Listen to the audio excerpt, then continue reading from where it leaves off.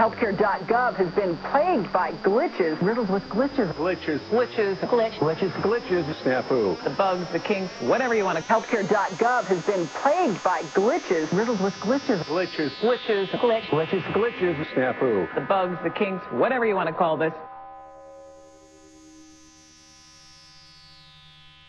The White House has spoken. The Obamacare website is a success. And by their measure, why not? Look at other government successes. The Postal Service, the DMV, green jobs, the war on drugs, the IRS. Obamacare hit rock bottom in record time. It's the Usain Bolt of incompetence, a high-speed train to failure. It makes cash for clunkers look like the polio vaccine. But is it really a success even by their own claims? Maybe, much like a one-dimensional town in a Gunsmoke episode is. It looks real, but don't lean on it. It could fall. Signing up for Obamacare is like poking roadkill with a stick.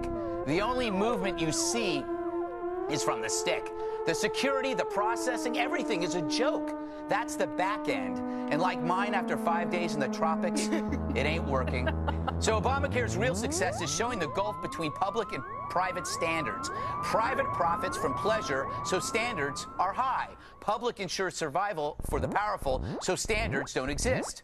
Failure unmeasured blossoms, requiring more bureaucrats to manage the disaster. So instead of putting out a fire, we simply hire more arsonists.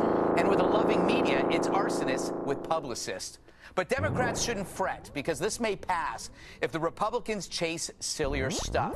Small, pointless battles help the media deflect from Obama's hell. It provides in Obamacare that this commission and non-commissioned officer corps will be trained, but I want to know, are they using weapons to train, or are they being taught to use syringes and healthcare items? This is Kathleen Sebelius has totally botched the rollout of the government-mandated insurance program. This is so bad that even if you want to sign up, chances are you cannot.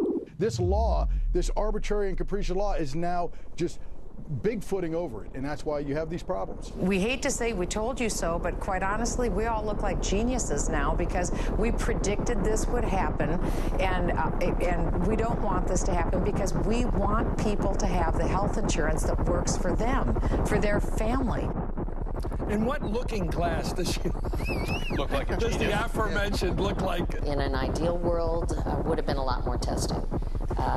We did not have the luxury of that with a law that said it's go time on October 1st, and frankly, a political atmosphere where the majority party, at least in the House, was determined to stop this any way they possibly could, including shutting down the United States government.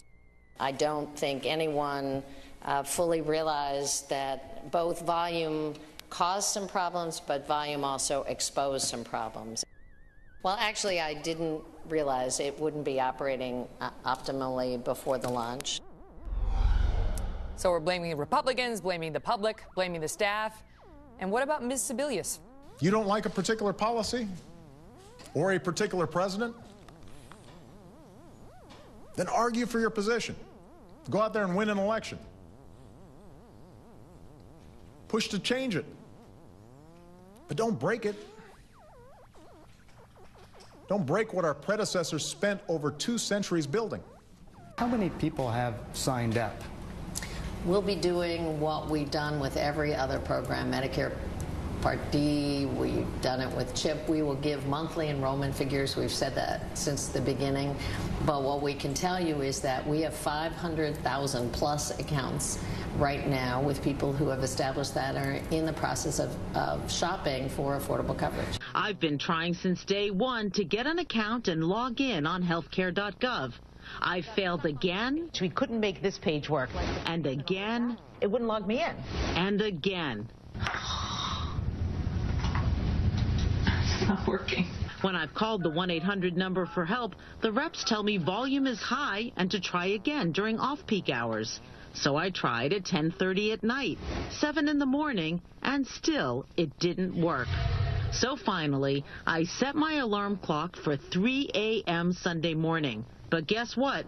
The system was down for maintenance. Today's pattern of obstruction, it just isn't normal.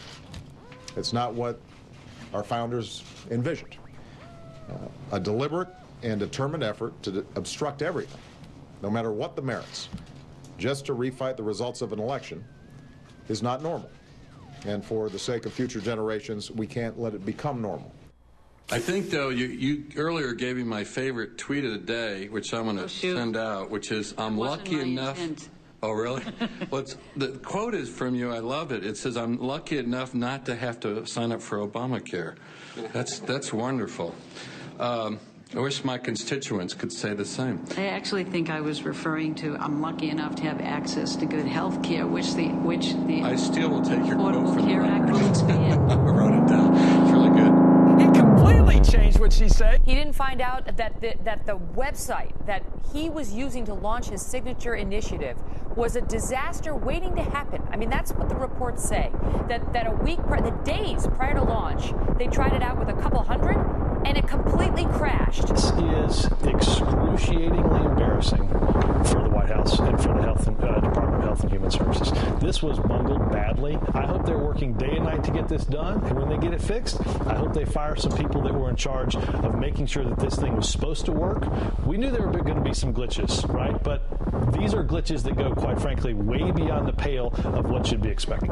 Now, they lost in the Congress. They lost in the Supreme Court. They lost in the presidential election. It seems to me that if Michelle Bachmann, the genius, had her way, and I think she may, the Republicans are going to run again in 2014 and maybe even in 2016. If you're making money, you'll pay more for your health care. That's because the president and his party want to give free health care to the poor. And the only way to do that is to take from those who have. There is no other way. As we have reported from the very beginning, President Obama wants to redistribute income. That's his political philosophy. Almost everything he does leads in that direction. Higher taxes on corporations and the wealthy, higher local taxes, higher energy taxes, higher taxes if you want a vehicle. In fact, right now the feds are receiving more tax money from us than ever before in the history of the country. And where is all the tax money going? To those who do not have very much. Food stamps have exploded. Disability payments off the chart.